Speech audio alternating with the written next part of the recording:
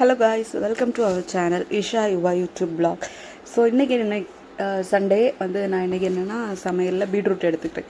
So பீட்ரூட்டை எப்படி பொடியல் பண்ணலாம் அப்படின்னு சொல்லிட்டு எடுத்துருக்கிறேன். ஸோ அந்த பீட்ரூட் எதுக்கெல்லாம் யூஸ் ஆகும்னா, பிரெயினோட ஃபங்க்ஷனை இம்ப்ரூவ் பண்ணுறதுக்கு, மூளைக்கு நல்ல ரத்தம் எல்லாம் அதிகமாக போகிறதுக்கு, அப்புறம் நம்ம உடம்புல ரத்த ஓட்டம் நல்ல அதிகமாகணும் அப்படிங்கிறதுக்காகவும், கொலஸ்ட்ரால் லெவலை கம்மி பண்ணும். அப்புறம் பிளட் ப்ரெஷர், பிபி எல்லாம் இருந்துச்சுன்னா அதையும் கம்மி பண்ணும். ஸோ உடம்புல ரத்த ஓட்டம் நல்லா அதிகமாக இது மூலமாக போகும். ஸோ டைஜஷன் ப்ராப்ளம் இருக்கிறவங்களுக்கும் இது ஈஸியாக டைஜஷன் ஆகுறதுக்கும், இல்லை அப்புறம் லிவரோட ஹெல்த்தை இம்ப்ரூவ் பண்ணுறதுக்கு, இந்த மாதிரி எல்லாமே இந்த பீட்ரூட் ரொம்ப யூஸ்ஃபுல்லாக இருக்கும். ஸோ இதில் ஹெல்த் ஃபைபர் இருக்குது, அயன் இருக்குது, விட்டமின்ஸ் ஏபிசி. ஸோ இந்த மூணுமே இருக்குது. ஸோ மெக்னீஷியம், பொட்டாசியம் எல்லாமே இருக்குது. ஸோ இந்த ஏபிசி ஜூஸ் இப்போ நிறைய பேர் கொடுக்குறாங்க. ஸோ இது ஸ்கின்னுக்குமே ஸ்கின்னு க்ளோ கொடுக்கறதுக்காகவும் இது ரொம்ப யூஸாக இருக்கும். ஸோ அதனால் இன்றைக்கி பீட்ரூட் பொரியல் வைக்கலாம் அப்படின்னு சொல்லிட்டு ரெடி பண்ணியிருக்கேன். ஸோ அதை எப்படி வைக்கலான்னு சொல்லிட்டு பார்க்கலாம். ஸோ நீங்களும் கிடச்சா பீட்ரூட் வைங்க.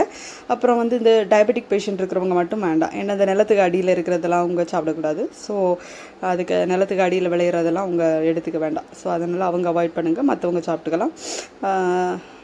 ஃபஸ்ட்டு கடாயை எடுத்து அடுப்பில் வச்சுட்டு கொஞ்சம் காய விட்டுட்டு, சூடானதுக்கப்புறம் எண்ணெய் ஊற்றி கடுகு, காஞ்ச மிளகா, அப்புறம் கருவேப்பிலை போட்டு தாளிச்சிட்டு, அப்புறம் பெரிய உள்ளி, நான் ஒரு அரை உள்ளி எடுத்துருக்கிறேன். அதை சின்ன பொடிசாக கட் பண்ணி நல்லா எண்ணெயில் வதக்கிக்கணும். ஸோ வதக்கிட்டு அதுக்கு பிறகு நம்ம பீட்ரூட் ஆட் பண்ணிக்கணும். பீட்ரூட் வேகிறது கொஞ்சம் டைம் ஆகும். ஸோ நம்ம கொஞ்சமாக தண்ணி தெளித்து நம்ம இந்த பீட்ரூட்டை வேக வைக்கலாம். ஸோ இதுக்கு ஒரு மசாலா ரெடி பண்ணியிருக்கேன். தேங்காய், அதுக்கு பிறகு மஞ்சள் பொடி, ஜீரகப்பொடி, அப்புறம் ஏன்னா பீட்ரூட்டே கொஞ்சம் இனிப்பாக தானே இருக்கும். ஸோ அதனால் பச்சை மிளகா அரைச்சி போட்டுடலாம் அப்படின்னு சொல்லிட்டு அரைச்சி இந்த குறைன்னு அரைச்சா போதும். நம்ம ரொம்ப பேஸ்ட்டாக அரைக்க வேண்டாம், குறைன்னு அரைச்சா போதும்.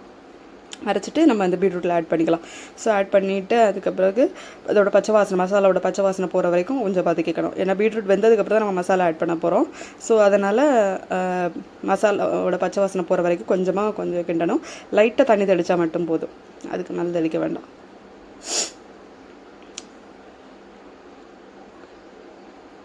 அவ்வளோதான், இதோட பீட்ரூட் பொரியல் ரெடி.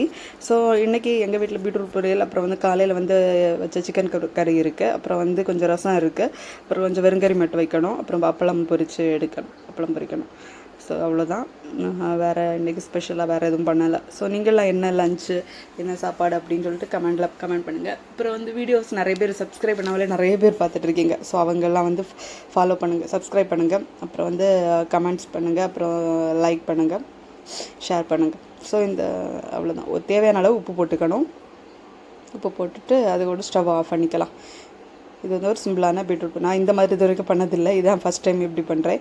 இல்லைன்னா எப்போவுமே தேங்காவை சும்மா இந்த திருவி அப்படி அந்த மாதிரி போட்டுருவேன். ஸோ இப்போ வெறுங்கறி. ஸோ இது கடாயில், இது ஆல்ரெடி நான் ரெசிபி போஸ்ட் பண்ணியிருப்பேன். ஸோ கடாயில் எண்ணெய் ஊற்றி, அப்புறம் கடுகு போடணும், காஞ்ச மிளகா, அப்புறம் கருவேப்பிலை போட்டு தாளிச்சிட்டு, அதுக்கு அடுத்தது மசாலா ஜீரகம், அப்புறம் இது தேங்காய், பச்சை மிளகா, அப்புறம் மஞ்சள் பொடி போட்டு அரைச்சி நல்ல பேஸ்ட்டாக அரைச்சி வச்சுக்கணும். ஸோ அந்த பேஸ்ட்டை நம்ம இங்கே கடுகெல்லாம் இந்த தாளித்து முடிச்சிடணும். அதுக்கு இதை நம்ம ஆட் பண்ணிக்கணும். ஸோ ஆட் பண்ணிவிட்டு தண்ணி தாராளமாக தண்ணி ஊற்றிக்கணும். கொஞ்சம் புளி கரைச்சி ஊற்றணும். புளி கரைச்சிட்டு ஊற்றிட்டு தேவையான அளவு உப்பு போட்டு லைட்டாக கொதிக்க விடணும். அவ்வளோதான் வெறுங்கறி.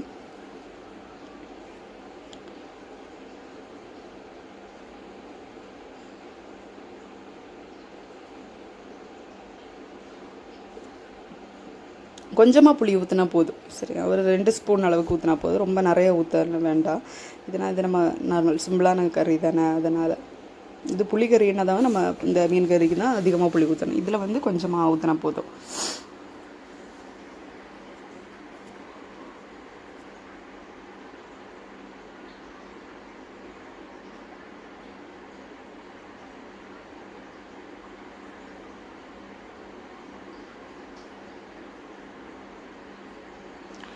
இப்போ கொஞ்சமாக கொதிக்க ஆரம்பிச்சிருச்சு. ஸோ அதோட நம்ம ஸ்டவ் ஆஃப் பண்ணிக்கலாம். சும்மா அப்படியே இருக்கும்போது என் பொண்ணு செயினில் உள்ள டாலர் வச்சு அப்படியே நெத்தி சுட்டி மாதிரி வச்சுட்ருக்குறது.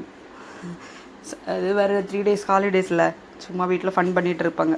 ஸோ இன்றைக்கி என்னென்ன, நான் இன்னும் மண்டேக்கு அப்புறம் ஸ்கூலுக்கு ஸ்நாக்ஸ் எப்போவுமே ஃப்ரூட்ஸ் தான் கொடுத்து விடணும். ஸ்கூலில் ஃப்ரூட்ஸு, இந்த குக்கும்பர் அந்த மாதிரி, அப்புறம் நட்ஸு, தால் இந்த மாதிரி கொடுத்துடணுமா. ஸோ அதனால் சரி ஃப்ரூட்ஸ் ஃப்ரூட்ஸ் வந்து தீந்துருச்சு. ஸோ அதனால் ஃபில் பண்ணிடலாம் அப்படின்னு சொல்லிட்டு இன்றைக்கி வாங்கியிருந்தது. ஸோ இது இன்னைக்கு தான் ஃபர்ஸ்ட் டைம் ட்ரை பண்ணியிருக்கேன், அந்த சின்ன ஒரு க்ரீன் கலரில் இருக்கிறது. மற்றபடி இந்த மாம்பழம் சீசன் முடிஞ்சிருச்சு, இருந்தால் கொஞ்சம் மாம்பழம் இருந்திருக்கு, ரெண்டு எல்லாமே கொஞ்சம் கொஞ்சமாக தான் வாங்கியிருக்கேன். அவகேடோ இது செகண்ட் டைம் ட்ரை பண்ணுறேன். இது ஒரு டைம் ட்ரை பண்ணிருக்கேன் எப்படி இருக்குது அப்படின்னு சொல்லிட்டு டேஸ்ட் பார்க்க. மற்றபடி அவகேடோ நாங்கள் அதிகமாக விரும்பினதில்லை. ஸோ அவ்வளோதான். இது எல்லாமே இந்த டைம் வாங்கின ஃப்ரூட்ஸ்.